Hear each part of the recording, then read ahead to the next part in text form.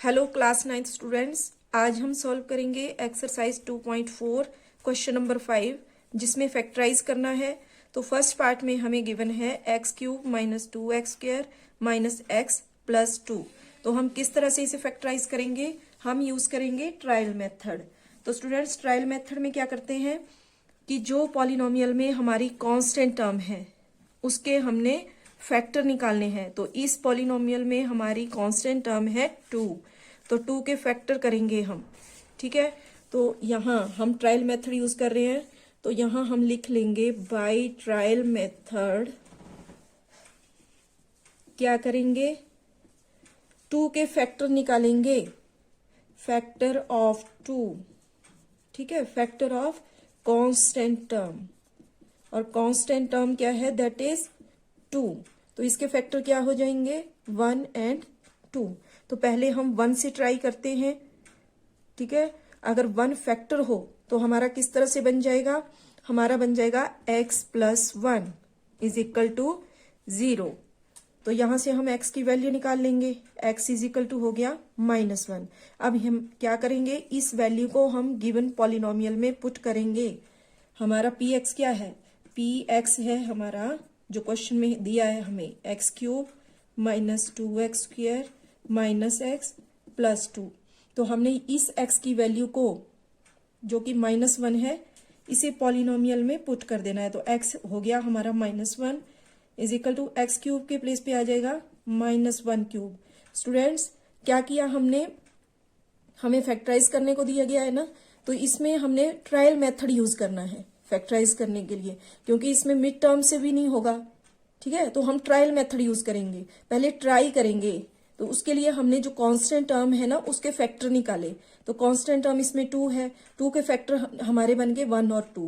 तो पहले हम 1 से ट्राई करेंगे। तो 1, अगर 1 को हम फैक्टर मान के चलते हैं, ठीक है, तो हमारा किस तरह से बन जाएगा फिर लीनियर पॉलिनोमियल।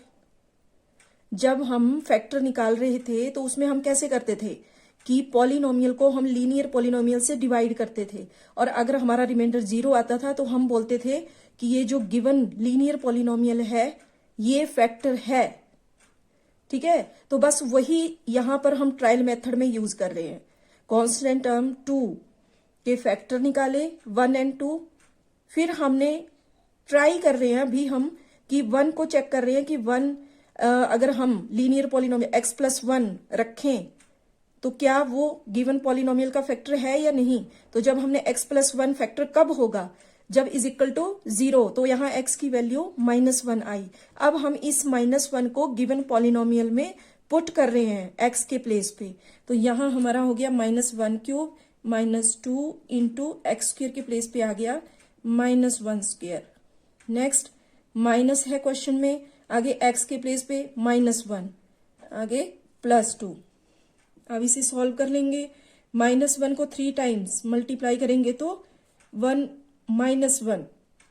ठीक है, आगे नेक्स्ट ब्रैकेट को सॉल्व करो। पहले -1 स्क्वायर, यानी कि -1 को 2 टाइम्स मल्टीप्लाई किया, माइनस इंटू माइनस प्लस, 1 1 जा 1। अब 1 को -2 से मल्टीप्लाई किया, -2। Next minus into minus plus 1 +2। ठीक है, अब इसे सॉल्व कर लेंगे। यहां देखो -1 + 1 कैंसिल हो गए, -2 + 2, यानी कि हमारा यहां आ गया 0।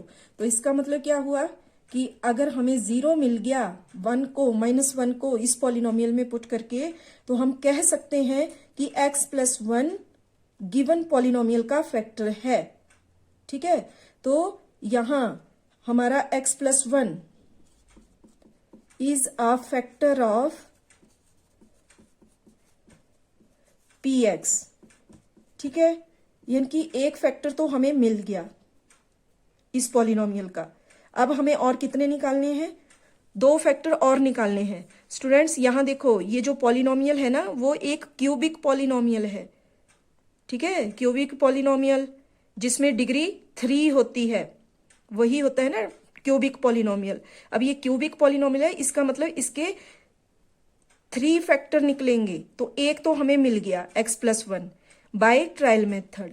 ठीक है, तो अब हमने क्या करना है, हमें कंफर्म हो गया कि x प्लस 1 जब हमने 1 कि 1 को पुट किया, x plus 1 is equal to 0 करके x की वैल्यू -1 ली और हमने इसको पुट किया अपने पॉलिनोमियल में तो हमें 0 मिला है। तो इसका मतलब ये हुआ कि ये फैक्टर है। तो हमने x प्लस 1 हमें मिल गया, एक फैक्टर तो हमें मिल गया, ये हो गया हमारा एक फैक्टर।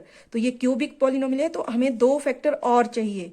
तो अब हम क्या करेंगे, अब हम ये जो फैक्टर हमें मिला इसके साथ हमने इस पॉलिनोमियल को, गिवन पॉलिनोमियल को डिवाइड करना है। लॉन्ग डिवीजन से हम इसको डिवाइड कर सकते हैं। ठीक है, तो ये है हमारा फर्स्ट फैक्टर जो आया वो आ गया x प्लस 1। अब हम इसके साथ हम डिवाइड करेंगे पॉलिनोमियल को जो हमें क्वेश्चन में दिया है। ठीक है, तो उसके लिए हम लॉन्ग डिवीजन मेथड से सॉल्व करेंगे। तो ये था हमारा वो फैक्टर। तो हम क्या करेंगे, यहाँ long division x³ minus 2x² minus x plus 2। अब हमें डिवाइड कर लेना है जो हमारा फैक्टर निकला उसके साथ x प्लस 1। ठीक है, तो अब किस तरह से, जैसे हम नॉर्मल डिवीजन करते थे ना लॉन्ग डिवीजन मेथड, सेम वही प्रोसेस है इसमें भी। तो क्या करेंगे, हमें x को किससे मल्टीप्लाई करें कि x³ मिले। x को यहाँ x प्लस 1 है ना, और हमारा डिविडेंड यहाँ शुरू में x³ है, तो हम x को यहाँ जो x दिया है इसको किससे मल्टीप्लाई करें ताकि हमें x³ मिले। तो उसके लिए हमें करना पड़ेगा x²। ठीक है, तभी फिर हमारा x³ बनेगा। तो यहाँ हमारा x² और ये आ गया x³।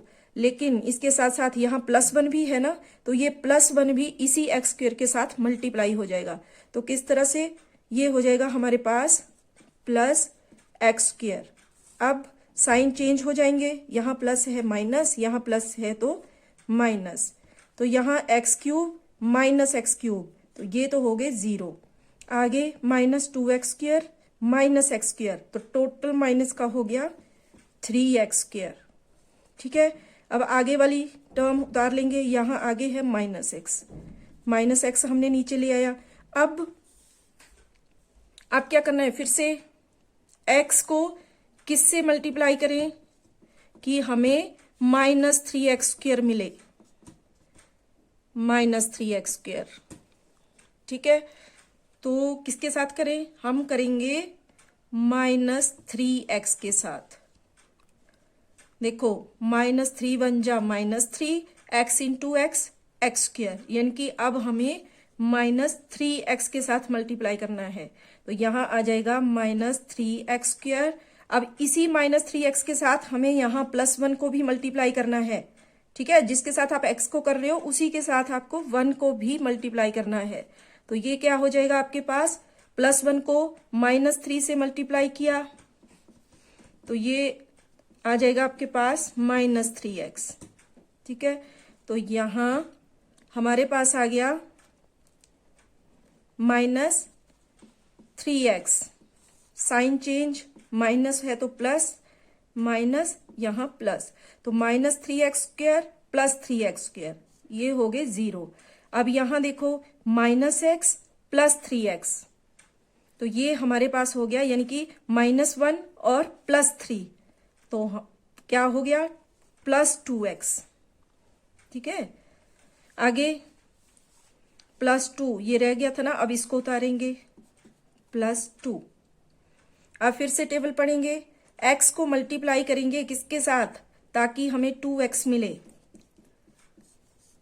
किससे करें मल्टीप्लाई, 2 के साथ, x इंटू 2x।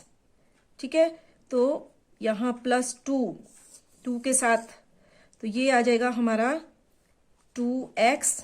अब इसी 2 के साथ हमें +1 को भी मल्टीप्लाई करना है, तो आ गया +2।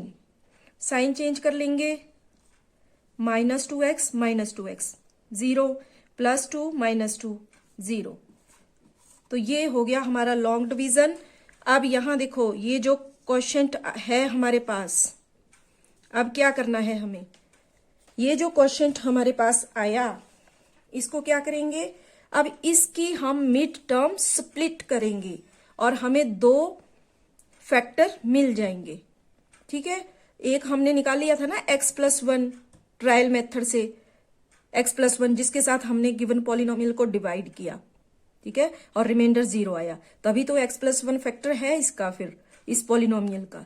तो अब हमने क्या करना है कि लॉन्ग डिवीजन करके जो हमारा क्वोशिएंट आया उसको हमने मिड टर्म स्प्लिट मेथड से फैक्टराइज करना है, ठीक है। तो एक्स स्क्वायर लिख लेते हैं, क्वोशिएंट हमारा क्या है, x square minus 3x plus 2, ठीक है। स्टूडेंट्स, अगर आपको मिड टर्म स्प्लिट मेथड नहीं आता है, नहीं क्लियर है, तो आप उसकी वीडियो देखना, उसके बाद आपको बिल्कुल क्लियर हो जाएगा। उसकी वीडियो हमने डिस्कस की है, एक बार उसको देखो, उसके बाद आपको अच्छे से क्लियर हो जाएगा कि किस तरह से हम मिड टर्म स्प्लिट मेथड से फैक्टराइज करते हैं, ठीक है। तो यहां हमारा क्वेश्चन आ गया x square minus 3x plus 2। अब हम मिड टर्म स्प्लिट करेंगे, मिड टर्म ये है हमारी मिड टर्म माइनस 3x, तो किस तरह से एक्स स्क्वायर माइनस 3x, कौन से वो दो नंबर होंगे जो माइनस 3x के प्लेस पे आएंगे, यानी कि फर्स्ट और लास्ट टर्म को मल्टीप्लाई करके देखो, फर्स्ट और लास्ट टर्म यहां x square multiply 2x square, यानी कि हमारा जो नंबर आना चाहिए मिड टर्म को स्प्लिट करके उसको मल्टीप्लाई करके बनना चाहिए 2x स्क्वायर। क्यों, देखो फर्स्ट टर्म और लास्ट टर्म को मल्टीप्लाई करेंगे। अब मल्टीप्लाई जब हमने किया एक्स स्क्वायर को 2 से मल्टीप्लाई किया तो हमारे आस आ गया 2x स्क्वायर, तो हमारी मिड टर्म है माइनस 3x। तो हमें अब इस माइनस 3x को कुछ इस तरह से लिखना है, 2 टर्म्स में ब्रेक करना है इसको, ताकि मल्टीप्लाई करें तो 2x स्क्वायर आना चाहिए मल्टीप्लाई करके, और प्लस या माइनस करके बनना चाहिए माइनस 3x। तो किस तरह से होगा, कैसे होगा, ये हो जाएगा हमारे पास, एक हम ले लेंगे 2x और दूसरा ले लेंगे x। 3x तो हो गया, लेकिन किसका होना चाहिए, वो माइनस का, यानी कि दोनों के साथ फिर माइनस आएगा, ठीक है। माइनस 2x माइनस x, ये हो गया टोटल माइनस का 3x, और जब इसको मल्टीप्लाई कर रहे हैं तो देखो साइन भी साथ में, माइनस इंटू माइनस प्लस, और 2x into x, 2x square, यानी कि माइनस 3x के प्लेस पे हमारा ये आ जाएगा माइनस 2x और माइनस x, लास्ट टर्म है हमारी प्लस 2। अब क्या करेंगे, अब हम पेयर बना लेंगे, ठीक है।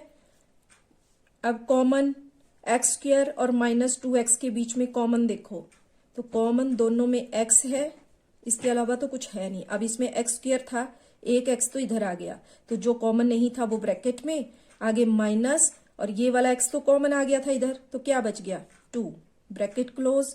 अब इसी तरह नेक्स्ट पेयर में भी हमने कॉमन देखना है, तो क्या आएगा, देखो दोनों में कॉमन, कुछ भी कॉमन नहीं दिख रहा, तो यानी कि माइनस, जब कुछ भी कॉमन नहीं दिख रहा है तो हम 1 कॉमन मान लेते हैं, ठीक है।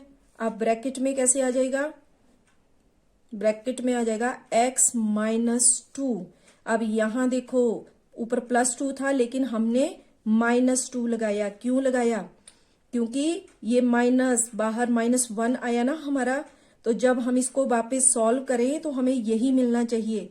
हमारे इधर +2 था, लेकिन अगर यहां प्लस लगा देते तो फिर हमारा माइनस इंटू प्लस -2 हो जाता, लेकिन हमें तो +2 चाहिए। कॉमन भी इस तरह से लिया जाता है ताकि अगर आप उसको सॉल्व करो तो आपको जैसे था वैसे ही मिले, ठीक है। तो इसलिए हमने यहां -2 किया। अब देखो माइनस इंटू माइनस प्लस 2 बन जा 2, तो +2 तभी बनेगा, इसलिए हमने यहां माइनस लगाया। अब आगे देखो फर्स्ट ब्रैकेट में x माइनस 2, सेकेंड ब्रैकेट में भी x माइनस 2, तो ये तो आ गया कॉमन x माइनस 2, एक ले लिया दोनों में से। अब जो दोनों ब्रैकेट के बाहर हमने लिखा है, जो कॉमन आया था दोनों पेयर में से, अब उसको हमने एक साथ ब्रैकेट में लिख लेना है x माइनस 1। तो ये हो गए आपके दो factor, x minus 2, x minus 1, और एक फैक्टर हमारा ये है जो हमने ट्रायल मेथड से निकाला था, यानी कि आपके गिवन पॉलिनोमियल के 3 फैक्टर हो गए। क्या क्या, एक तो ये हो गया x माइनस 2 दूसरा हो गया x-1 और तीसरा ये ट्रायल मेथड वाला x+1। तो इस तरह हमने फैक्टराइज कर लिया। स्टूडेंट्स यहाँ क्यूबिक पॉलिनोमियल गिवन था हमें, डिग्री 3 थी ना इसमें, तो इसका मतलब ये हुआ कि इसके 3 फैक्टर बनने हैं। तो 3 फैक्टर इसी तरह पहले ट्रायल मेथड किया हमने, उसके बाद लॉन्ग डिवीजन में जो क्वेश्चन आया उसकी मिड टर्म स्प्लिट की, और इस तरह हमारे टोटल 3 फैक्टर हो गए। ठीक है, तो आज की वीडियो में इतना ही, बाकी नेक्स्ट पार्ट हम नेक्स्ट टाइम सॉल्व करेंगे। Thank you.